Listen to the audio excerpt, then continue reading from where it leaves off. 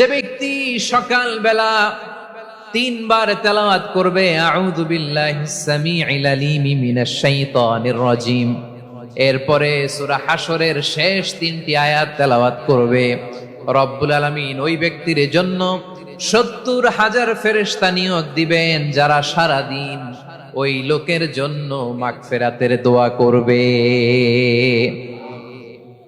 শুধু এখানেই শেষ নয়, বিশ্বনবী ফরমান ওয়া ইন মাতা ফি যালিকাল ইয়াউমি মাতা শাহীদান, ওই দিন যদি ওই ব্যক্তিটা ইন্তেকাল করে সে শহীদ হয়ে কিয়ামতের দিন আল্লাহর সামনে দাঁড়াবে। সকালবেলা যদি পড়েন তিনবার আউযু বিল্লাহিস সামিউল আলিম মিনাশ শাইতানির রাজিম তিনবার পড়ে সূরা হাশরের শেষ তিন আয়াত যদি তেলাওয়াত করেন, তাহলে আপনার জন্য আল্লাহ তাআলা ৭০,০০০ ফেরেশতা নিয়োগ করবে।